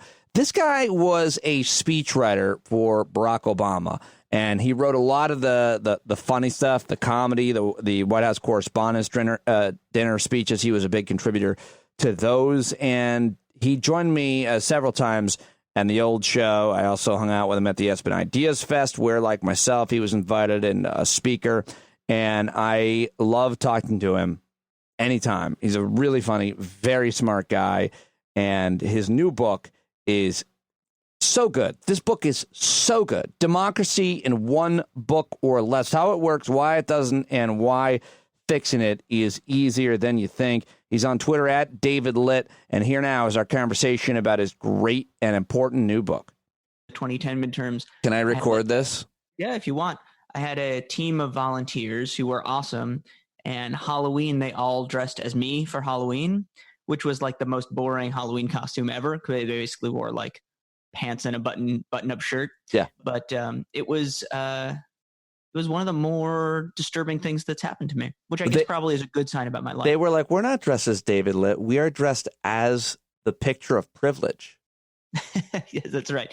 I was going to say they were dressed as like sort of J. Crew outlet, but I think that's roughly the same thing. So, J. Crew outlet is a little bit lower than you, I think. Then your appearance would lead one to believe. Well, thank you, I guess. I don't know. Yeah, we're white. in like You're a white guy, and you still look very young. I'm like medium young. I'm 33, so I feel like I'm in DC. I'm an old person because everybody here is super young. And then sometimes I get to go to places outside of DC where people are the normal age ranges, and then I feel young again. Speaking of which, you started at the White House when you were 24. Yes, I was 24 when I started there. I know you've explained this in many different places, but how did you get that job at that age? I got that job. I thought I was going to go into comedy writing. I did like improv in college, and I edited a humor magazine and stuff. And then I saw Obama give a speech in 2008 during the primaries. And that speech, I was like, okay, whatever he's doing, I want to be part of that. I didn't think I was going to be a speechwriter. I was a field organizer for a couple of months after I graduated college in Ohio. I moved to DC and fell completely backwards into this speechwriting firm called West Wing Writers. And they wrote speeches for politicians, but also for corporations, foundations, all sorts of different people. And I ended up learning the ropes of speechwriting. And then I was about to leave to Chicago to work on the Reelect, and I got coffee with Jon Favreau, who someone put me in touch with. And John obviously is the host of Pod Save America. That's how most people know him now. He was the chief speechwriter at the White House at the time. And he was like, well, Valerie Jarrett, who's the president's senior advisor, is looking for a speechwriter, and she hasn't found anybody. So if you applied, you'd be the only applicant for this White House job. And I was like, yeah, okay, I could stay and do that. So I ended up getting, tremendously lucky, I think this was the long answer to your question. The short answer is like, hopefully some talent, but so much luck gets involved in something like that. No doubt. It's I like that long answer, and I don't remember hearing that before or reading about that before, but even if I did, it's always worth hearing it again because that is a fascinating story. And, Favreau had the ability to do that. I wonder if he knew then when he was taking you out for coffee that he was going to try to set you up for that, but that's neither here nor there. But the point is you got to work for Valerie Jarrett and then for the president? Yes, I did. Yeah, it was an incredible experience. People could talk to you about that for years. I want to talk to you. I'd love to just know at some point how it comes up when you meet new people. That must be almost at some point annoying. But we'll talk about that later if we have time or another time, because I want to talk about your book, Democracy in One Book or Less, how it works, why it doesn't, and why fixing it is easier than you think. David Litt joining me. So great to have you on the podcast. Do you have a copy of your book in your hand the way I do here by any chance? I do. We can have like a... Would you mind opening books, please? Your book to page 5 to look at the words you wrote, and then would you mind reading for me from the book? Is that uncomfortable for you? Is that weird? This is... Okay. Where do you want me to start? Okay, the second paragraph that begins, here's the way. And I want to ask you a question. This is the part of the interview that I actually kind of scripted out in hopes that you would play along. Okay, and I did this for the audiobook, so hopefully I still remember, I'll get my audiobook voice going. All right, do you need to do any warm-up, vocal warm-ups? Are you... Yeah, but get my full range. All right, here it is. Ready? Here we go. What was the moment, David, that you came to the conclusion that our political process was not working properly? And then you just start reading there. From Here's the Way? Yeah. Okay. Here's the way I thought our country worked. Our leaders, like Americans everywhere, might not always agree on the way forward, but they derived their power from the consent of the governed, feared the verdict of the voters, and sought to give the people what they want. When there was a problem, elected officials tried to solve it. When there was a crisis, they tried to confront it. So you can imagine my surprise when less than 6 months into my White House tenure, the greatest threat facing America was the behavior of our elected officials themselves. Plenty of people have written in detail about what came to be known as the debt ceiling crisis, but the gist of it was as follows. Republicans in the House and Senate threatened to blow up the entire American economy if President Obama didn't cut social services for the poor. We, the people, were not happy to see our lawmakers take our nation hostage. A whopping 82% of us disapproved, but our representatives refused to listen. And when the next election arrived, most of them faced no consequences at all. I almost got that whole thing You almost nailed it perfectly, Yeah. but the whole time you were reading, I was like, wow, this is very good. I'm very impressed. I'm so glad you flubbed the line at the very end. Yeah, and then I blew it right at the end. Right Fine. at the finish I line. would edit it out, but I don't want people to think you're that don't. perfect. We did that for the audiobook. You know, you do take after take, and you nailed so it. That one sounds like it was all perfect. Now you know the truth, Well, listeners. I want to dig into those 2 paragraphs because it's a lot of what this book is about, and it's true what you said. That wasn't hyperbole. That our democracy was being held hostage over the fact that they created this debt ceiling thing, and what they wanted in return was cutting services for lower income people. It's beyond craven, and you're not being hyperbolic. But the point that I think is really important that you make over and over in this book is a whopping 82% in this case disapproved of this. And you've got so many other issues, and you write about them, where a huge majority of Americans that agree on very little agreed on something, and yet for whatever reason, our Congress could not get it done. And David, therein lies I think, lack of the low approval rating of this Congress, because we all want something and they can't get it done. You write all about it. Tell me more examples.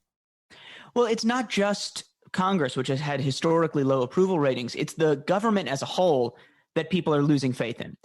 And the idea that a democracy can deliver on its basic promise, which is we can change the country, and we don't have to do it in through an uprising or through a coup or any of the other ways that change happens that usually don't end very well in other countries.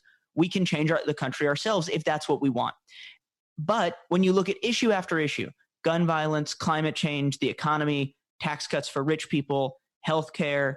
Now, speaking more to what's going on in this moment, how we should respond to coronavirus, how we should respond to police violence, right, and how we should begin to reckon with systemic racism. All of these things, the American people are agreeing, and it's not like the elites are saying, no, that's a bad idea, you're not getting what you want. The experts, the expert opinion is in line with the public opinion. The only thing that's happening is America keeps asking for one thing from its government, from our leaders, and we keep getting the opposite. And I had this moment of, that's everything I just said is true, and yet we live in a democracy. How would I explain that contradiction to a Martian or someone from Belgium? And this book, I don't know if it's coming out in Belgium or on Mars, probably neither, but this book is my attempt to do that, to figure out the root of that problem and how we solve it. Well, you would have to explain that the Martian and the Belgian would have to have a certain understanding of democracy already, which is brings me to my next question for the great David Litt, which is, how do you define democracy? You do a good job in this book of explaining so many things in a fun and super entertaining way, which is why I love you and your everything that you do so much. And I try to do it on the podcast here. But how would you explain democracy to the Martian and the Belgian if they'd never heard the word? Well, it turns out that defining democracy is way harder than, Merriam-Webster says, but it's much, much harder than a simple definition. And right. In fact, the argument over the definition of democracy really is the history of America, right? So, for example, many of our founders, including ones who in certain ways I admire, like Thomas Jefferson or James Madison, had extraordinarily what I would consider enlightened ideas, at least in principle or in theory, rather, about equality, certainly about participation. And yet they believed that it was acceptable to enslave human beings. And how could that be? And so I'm now off on a tangent. So let's get back to your Martian and Belgian for a moment. And to say, to me, the way I would start and end is with the way that Lincoln defined democracy, which is a government. I always get the order wrong, which is like a thing I had to work on. But it's a government for the people, of the people, and by the people. Let me see. It's in the back of the book. Well, it's funny that I'm glad that you went to that, by the way, David, because while you were talking there, I was like, you know what? I think the best way to describe it is how David mentions in the book this story about a young man goes to see a speech, takes a copy of the speech back to his law partner. That law partner was thinking about a career in politics. His name was Abe Lincoln. And then that's exactly what you said. Did you find it? Did I vamp enough for you to find it? Because that's exactly what I was hoping you would get to. Yes, you vamped perfectly. People may have heard a little page turning in the background. That's fine. I had it almost entirely upside down. It's of the people, by the people, and for the people is how Abe Lincoln put it.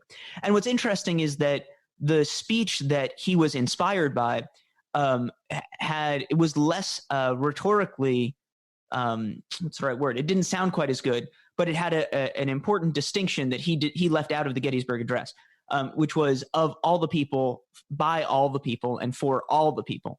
And so this question of, okay, we're a government of, by, and for the people, but who are the people? That too is an essential, not just an issue in that definition of democracy, but that's the argument that we have been involved in. And the interesting thing about this is if you're American, whether you're born here, you moved here, you become part of that argument, whether you want to or not. Even by saying, I don't care about that stuff, you are taking part in that basic argument over what a democracy means. And which, by the way, is, I think, a beautiful thing to get to be a part of. Most other people don't get to try to be part of that definition in most other countries or most other times. You mentioned immigrants, but also of, by, and for the people left out women and black people for a while. That's what I think that's what you were getting at. A while, putting it mildly.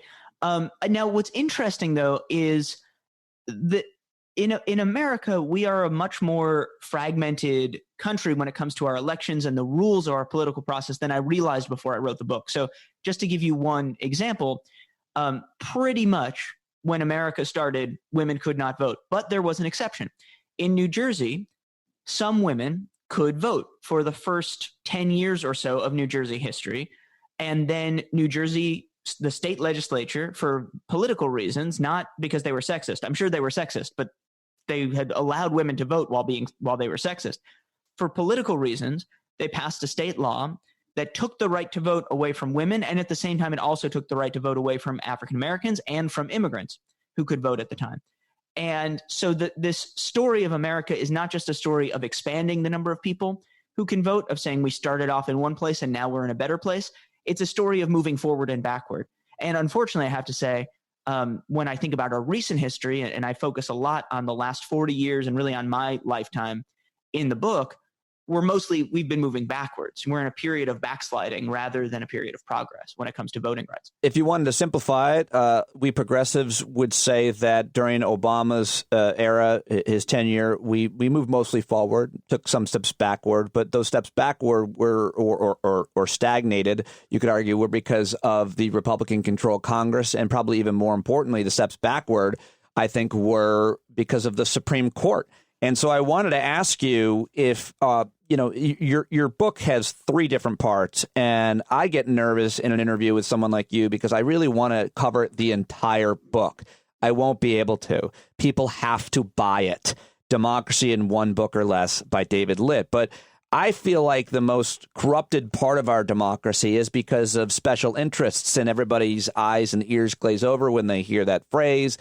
But if it's of the people, I wrote it down, of the people, by the people, and for the people, it would seem more like it's of the special interests of the corporations and industries whose companies compete but yet collude together to get certain policies, and specifically of some individual people. And you write in part 2, chapter Old Sheldon, the campaign finance system. So maybe you could pick something from that chapter to talk about what I'm trying to illustrate here, and how even in some cases, one man can hold up democracy. Old Sheldon. Old Sheldon. Yes, that's how I say it. Yeah, I think that's how everyone should say it, frankly. I like to say it like a fed-up Southern sheriff from Dukes of Hazzard. Yeah, I think that's probably Sheldon, we're gonna get him.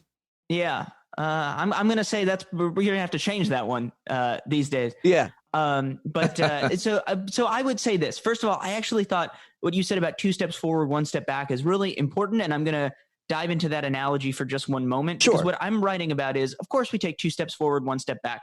I think most people understand that about our history.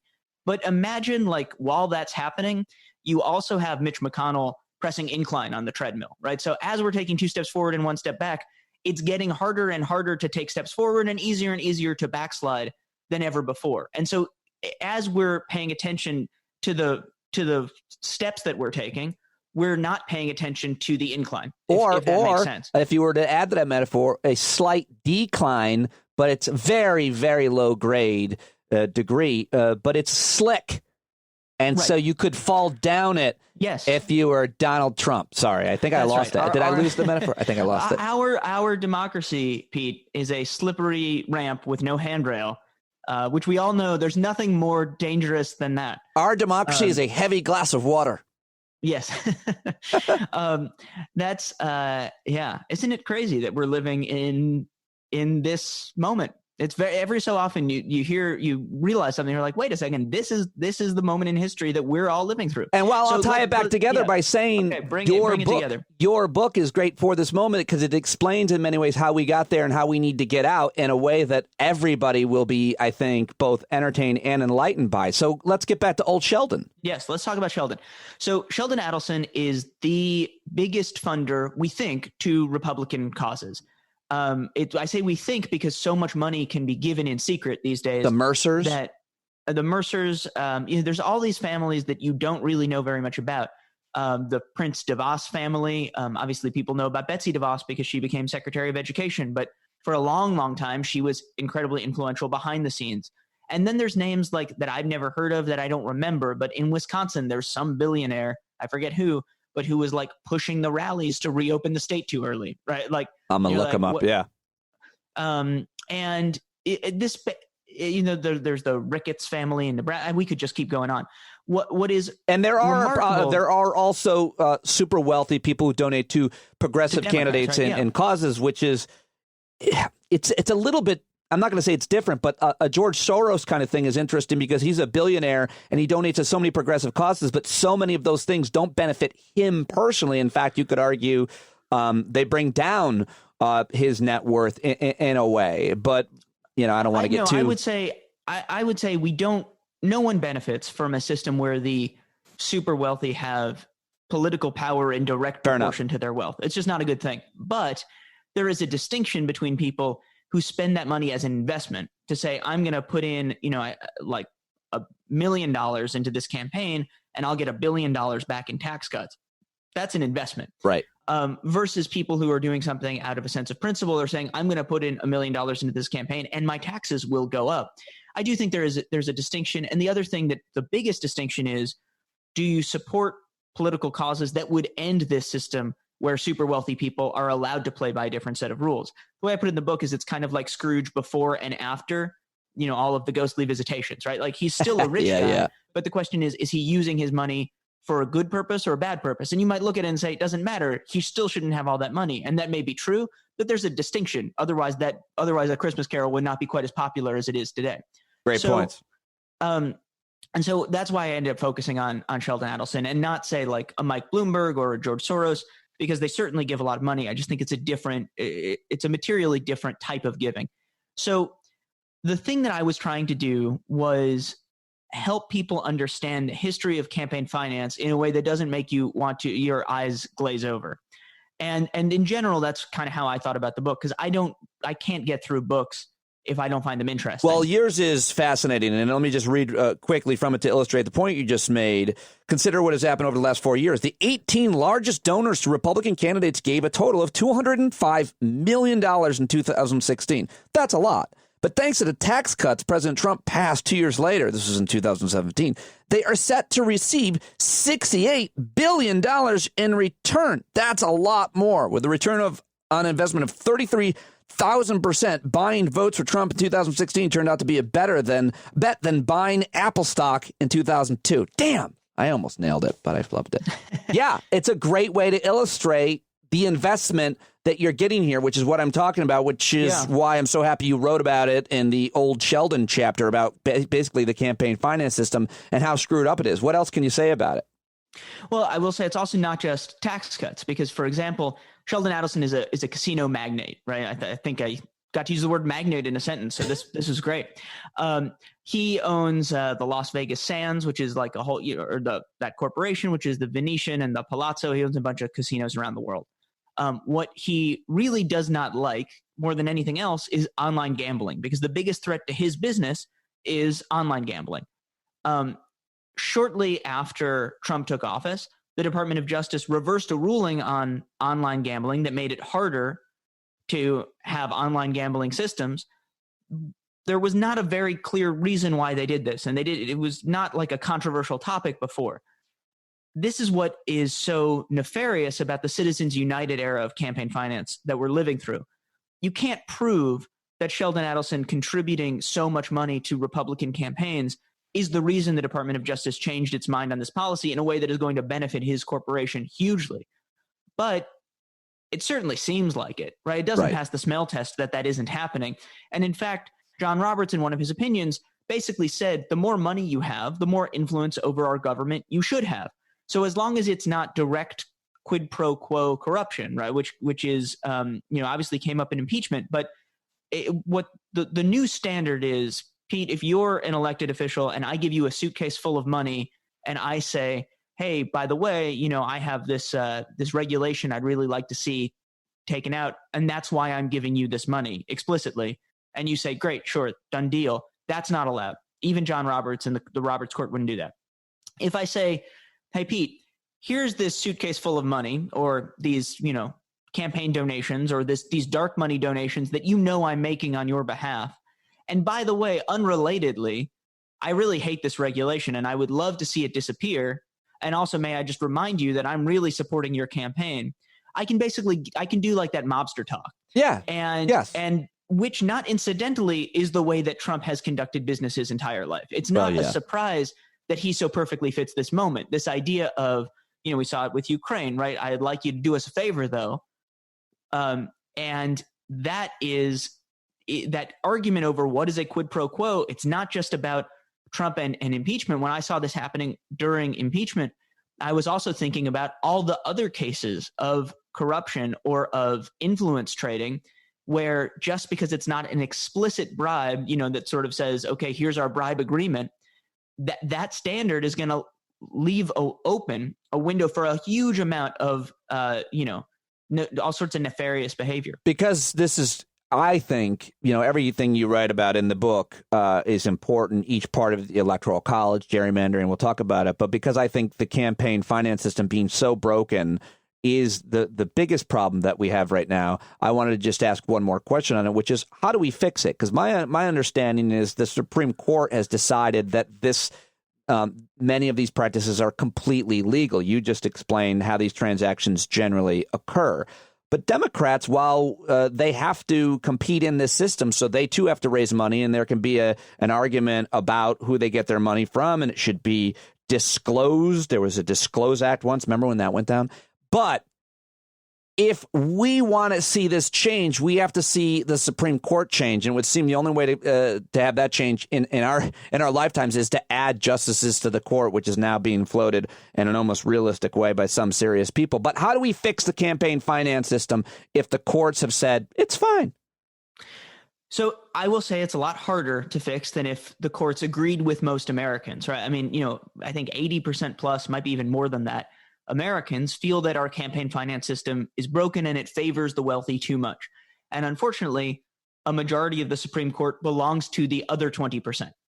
And so it would be, if, for example, the people got to pick a president and Hillary Clinton was in office, and I say this just in part to complain, although we will get to the solutions part. If the people had gotten their say, there would be a different Supreme Court justice, and Citizens United would probably be history right now. Instead, we're living in the time we're living in. And the important thing to recognize about that, and I'm glad you asked about solutions in general, because I did try in every part of the book to say, here's stuff we can do. It does not require a constitutional amendment, because I don't think we're ever going to get a constitutional amendment to overturn Citizens United, because you need a huge majority of the states to agree, and Republicans won't want to do it. You don't need a constitutional amendment. You don't need Paul Ryan and people like him to grow a spine. You don't need Mitch McConnell to have a heart. There's things we can do if we're able to just pass laws. So let's talk about a few of them with campaign finance.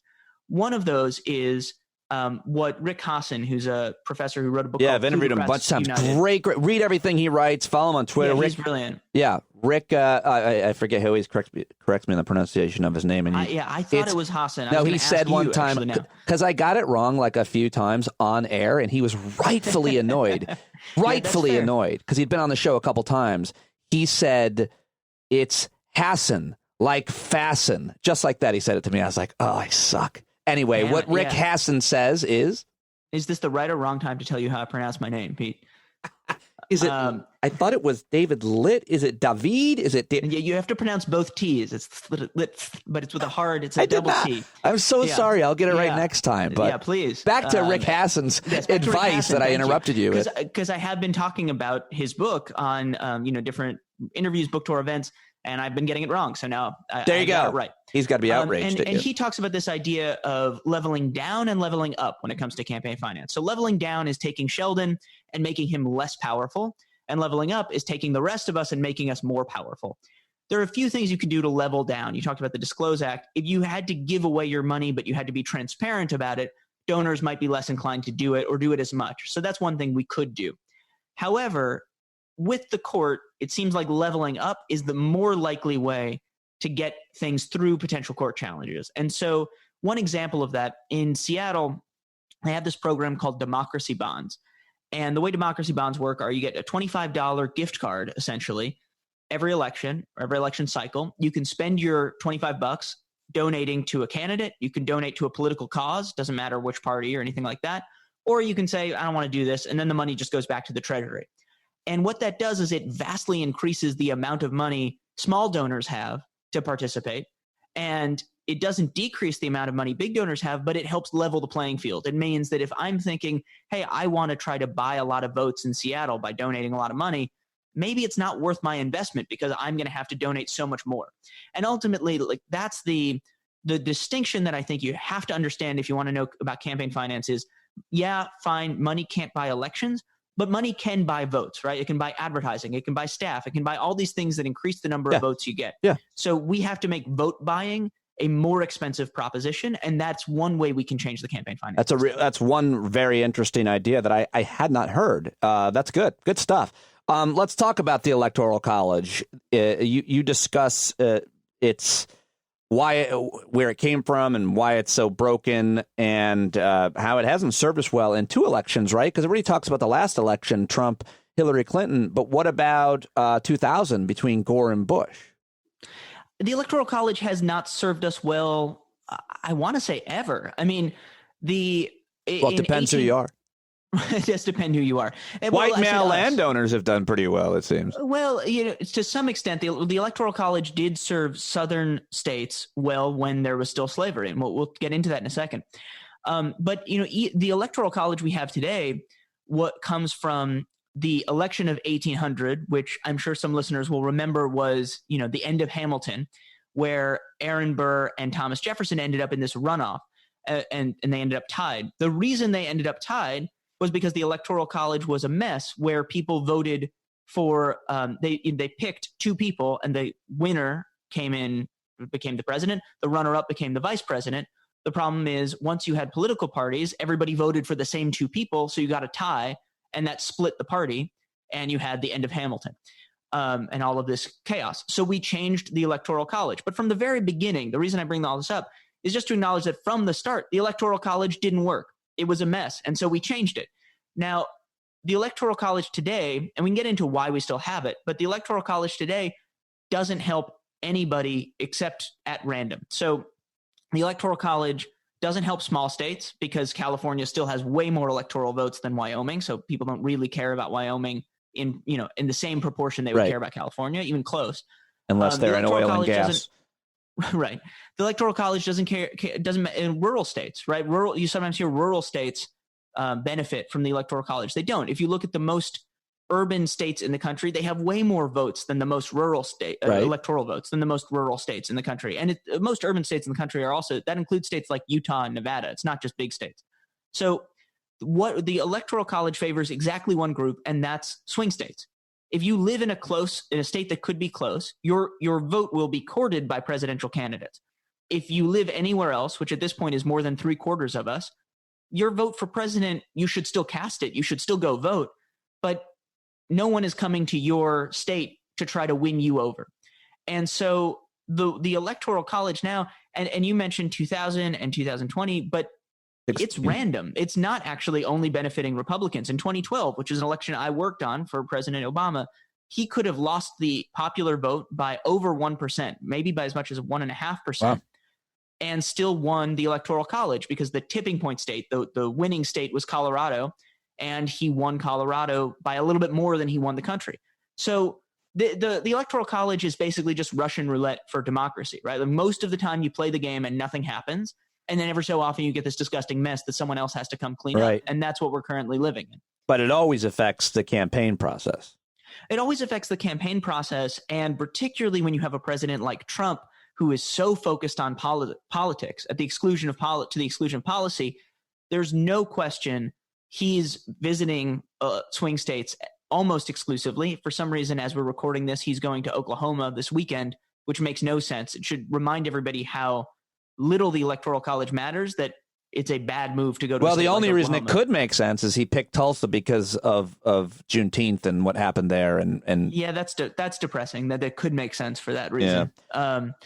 All right, but the point that, just to finish this with the Electoral College, is the point is the votes and therefore the preferences of people who live in swing states. If you're listening to this and you live in New Hampshire or you live in Florida, your preferences matter more to our leaders than they do if you recording this in New York or me recording this in Washington, D.C. Right.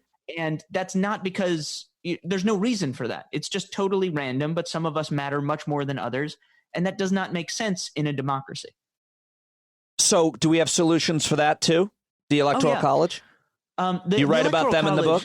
I do. The Electoral College, and I will say, is the shortest chapter in the book. Yeah, I haven't gotten through that chapter yet. That's why I had to ask. Sorry. Not a problem. The Electoral College is mostly, I tried to think about the nuance in every one of these issues, voting rights, gerrymandering, like really get into it. Yeah, you really, and you do an excellent job, I'm telling you, of making this stuff interesting. This is a book for everybody, not for just political scientists, although I'm sure they'd like it too. The Electoral College is just stupid. And if Pete, you know me, and if you've been listening long enough, you probably can tell that that's not a thing I just kind of say about most stuff. The Electoral College is just really stupid. No, usually you use a lot more words for stuff. Yeah, I would probably, maybe I should. I like it.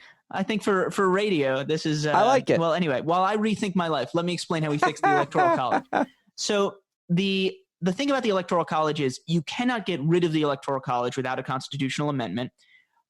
I think that's unlikely to happen in the near term. But you do have this thing called the National Interstate Popular Vote Compact. Yeah.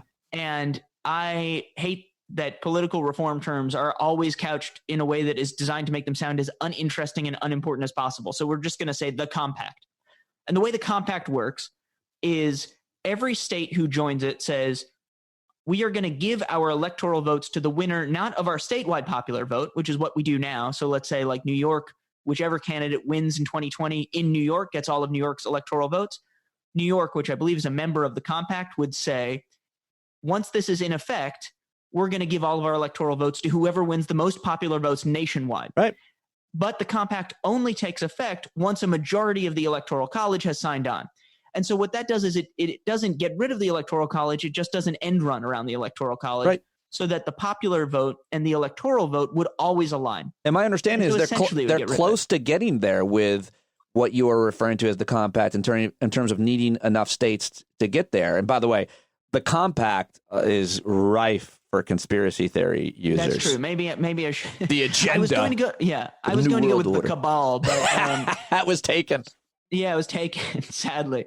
But we're close to it, right? I mean, aren't we close to getting enough states to sign on to that? I have a number in the book. I think it's 80-something electoral votes away. A lot of the biggest states have already jumped on board, so it's going to be, a little bit more difficult. But the thing that is going to change it is the moment Texas goes blue, or the moment Arizona goes blue, the electoral, if we see like a Virginia-style change take place in a big state, Georgia, Arizona, Texas, maybe North Carolina, the Electoral College math suddenly switches from favoring Republicans to favoring Democrats. And once that happens, you will see all the Republicans who say the Electoral College was part of our founders' vision and all this other stuff, which is not true.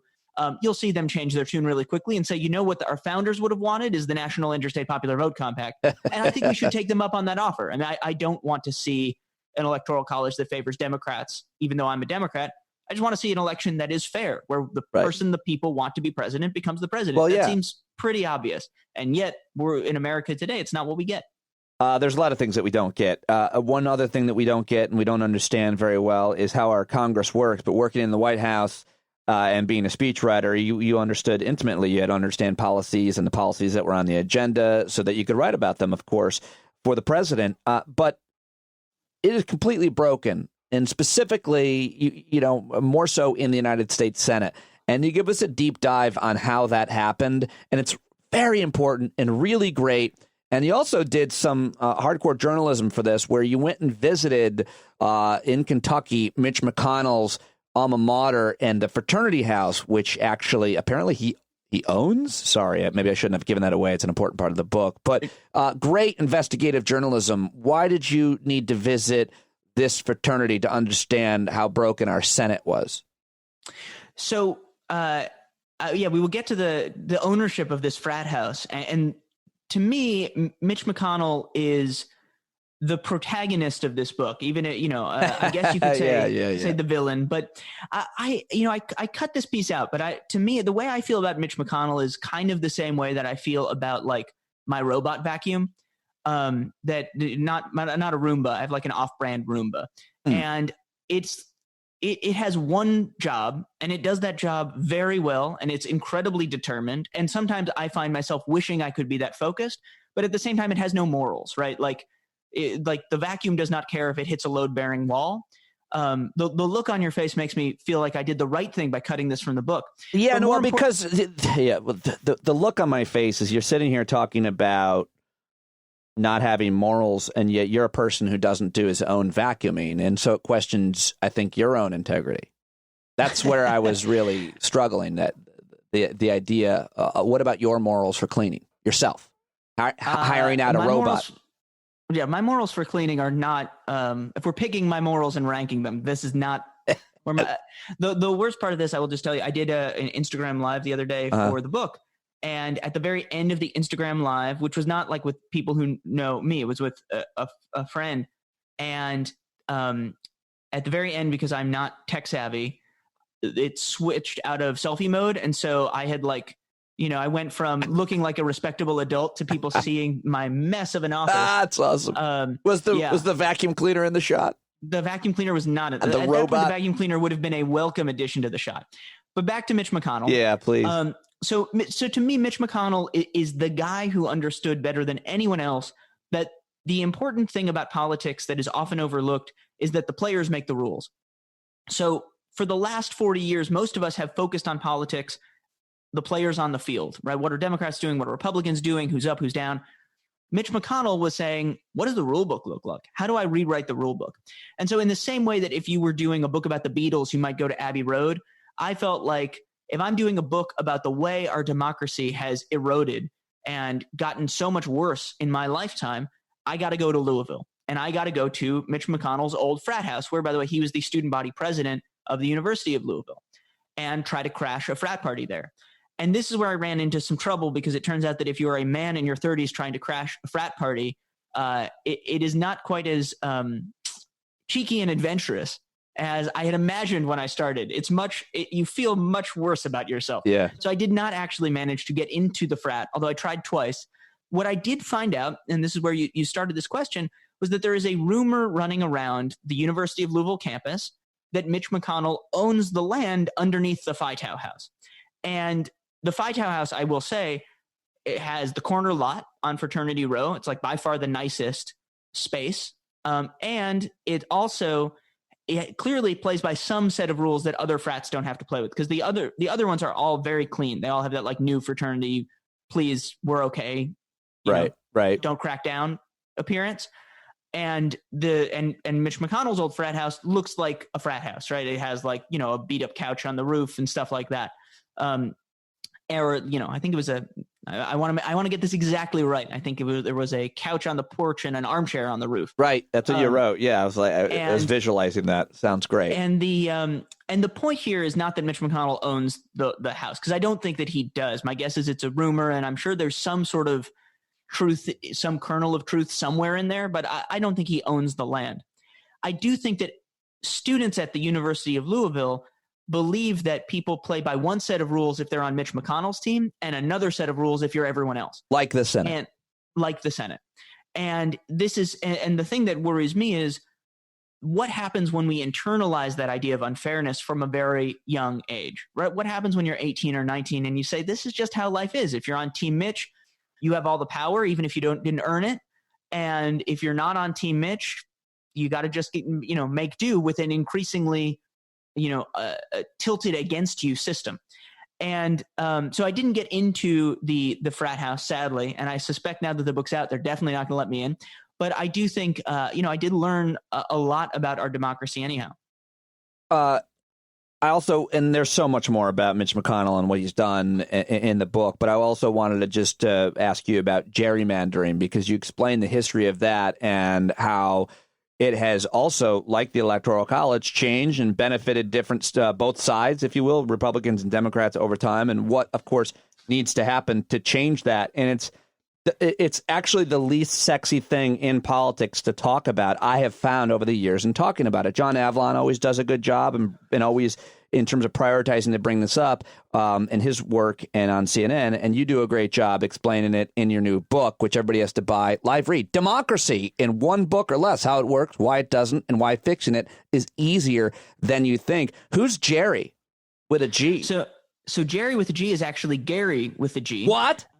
Elbridge Gerry, who was the governor of Massachusetts, among a lot of other really extraordinary things. I mean, this was like a legit founding father.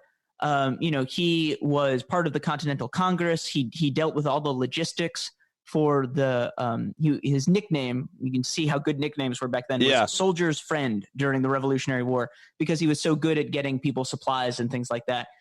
For a while, he helped out in his family's dried fish business. Interesting guy. Today, the only reason we remember him, he was also the vice president. He was James Madison's vice president. There's that. So, yeah, there's that. Today, the only reason we remember him is for gerrymandering, which eventually they softened the hard G. And he tried to, or he claims that his allies in the state legislature tried to and kind of bullied him into it, redraw the districts in a state government race so that they were impossible for the other party to win. And it didn't work. Ultimately, he got booted out of the governor's office. I forget. I think he was I forget if he's a Federalist or a Democrat Republican. Doesn't really matter. The opposition came in. They undid the districts. The point of all this is that, this poor guy got maligned for gerrymandering when he did so many other things. But the thing that matters a lot now is that gerrymandering today works completely differently than gerrymandering did, not just when Elbridge Gerry was around, but also at every other time in our history. And there's a few different reasons for that. One, Democrats tend to live in cities and they tend to be densely packed together. Right. And Republicans tend to be found outside of cities. And so what that means is, let's say that I grew up on 86th Street on the Upper West Side of Manhattan. You cannot draw a district that includes the apartment where I grew up and not have it be a deep, deep blue district. And the thing about these deep, deep blue or deep red uncompetitive districts is that in the political science lingo, they waste votes, right? It means that the outcome is pretty much decided long before election day. So the more competitive your district, the more your vote counts, which means that if you live in a city, your vote doesn't count. It also makes you easier to gerrymander, because if somebody's not trying to maximize the power of your vote, they're trying to minimize the power of your vote, they can draw you into an uncompetitive district. So Democrats living in cities, but also new technology makes it much easier to figure out what the partisan composition of a district will be. So when Elbridge Gerry was working out the first gerrymander, it was mostly guesswork. He kind of knew who lived where and whatnot. Right. Now you can go online. I don't know why I'm advertising the software, but you can buy something called Maptitude for Redistricting, and it will help you. Their slogan is "No time to lose." Right? You could theoretically use it to make fair districts, but the slogan indicates that is not their target market. And so you can go on and you can draw districts, and they'll tell you, okay, this district is, favors Republicans by 7 points. This district favors Democrats by 8 points. And what that does is it helps you draw districts that your party can win consistently while wasting as few votes as possible. Right, but how does gerrymandering the district destroy, manipulate our democracy? I think the best way to describe it is not actually at the national level, although it's certainly an issue, an important issue at the national level. Many states are even more gerrymandered. So look at what happened in Wisconsin in 2018. There was this blue wave election. That's such a great example and such a disaster. Yeah. Yeah. Democrats won a majority of the votes for the Wisconsin State Assembly, which is a big deal because this is a competitive purple state. Yeah. And not only did Wisconsin Republicans hold the state assembly despite losing the vote for the state assembly, they actually held on, I believe it was like a 60% majority of seats. They were either at or near a super majority of seats in the assembly. So this was the American people saying, hey, we want change. And because the districts were drawn the way they were, that didn't matter. And when they asked, well, there's another pronunciation question. I forget if it's Robin Voss or Vos, but we'll call him Robin Voss, the leader of the Republican Party in Wisconsin at the moment. And they asked him, and he's in the assembly, they asked him, how is this fair? How is it that, if everybody votes one way, you get something that isn't just different, but totally different? Right. And he said, well, we would have won if you don't count Milwaukee and Madison. Right. The two biggest cities in Wisconsin, Madison, a college town, and Milwaukee, a predominantly black town, I think, and a pretty big city with the two constituencies that don't generally vote for Republicans is my point. But the way that I put this in the book is like, if you don't count 90% of American males, I'm the country's tallest man. But that's not very relevant. That's just, that's just a fact. The thing about Madison and Milwaukee is that people live there. And, zooming out for a second. The thing about them is they live there. It's tons of America. Yes. Yeah. And it did not take me a lot of research to figure that out. Like, the assembly speaker of Wisconsin, who, by the way, works out of Madison, like he passes people on the way to work. I bet he knows that people live there. And that brings us back to a broader point in the book, which is that runs throughout the book. Because we talked about all these specific topics, but I want to sort of talk about why they tie together, which is one reason why I wrote a book about all of these things and not just one of them. The reason that all of this matters is because you want politicians to win elections by convincing you, by getting as many people as possible to support them. Yes. That's how we get better ideas. And instead, we have a system where in case after case after case, politicians are acting as though Americans don't count. Their voices and opinions don't matter. And in too many cases, because of the political system that Mitch McConnell has helped create, they're right. Our voices don't matter. Or the very vast majority don't count, but a few voices, a few Americans' voices Sheldon do count. Is still doing fine. And by the way, he would still do fine even if you solved all these problems. He would just do a little less fine. So that's, he'll be fine at the end of this book. I just want to be if he's listening, it's going to be okay. That's all I'm saying. He is a huge subscriber to this show. Sheldon Adelson. I'd take his money. Democracy in one book or less, how it works, why it doesn't, and why fixing it is easier than you think. It is a must-buy. It explains it all. Congratulations, David Litt. Thank you for joining me. Thank you, Pete, for having me. This was so much fun. There it is, David Litt at David Litt. Get that book, Democracy in One Book or Less. I learned a lot from reading it, and I'm not even near done with it.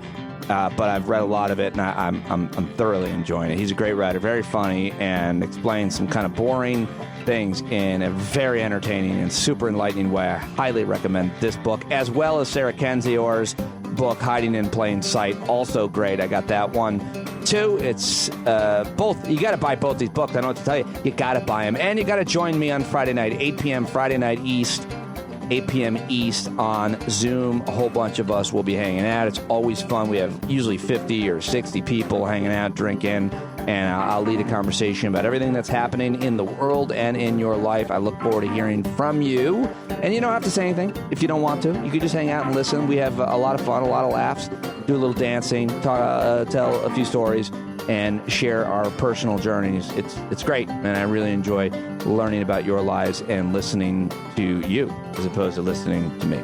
But thank you for listening today. Appreciate it, and thank you again to my guest, David Litt, and Sarah Kendzior, and thank you to my parents, Mom, Dad, Chisel D, Mary and Chuck Dominic in upstate New York. I love you. We'll talk to you tomorrow right here on Stand Up, and know that you're not alone. Reach out to me if you'd like. If I haven't talked to you and you've been meaning to connect, I'd love to connect with you. And so email me, standupwithpete@gmail.com, or if you are a subscriber, hit me up on Patreon, and I'll try to get back to your messages there. I'd love your feedback. Always love to hear from you. I love you, and you're not alone. We'll talk to you tomorrow.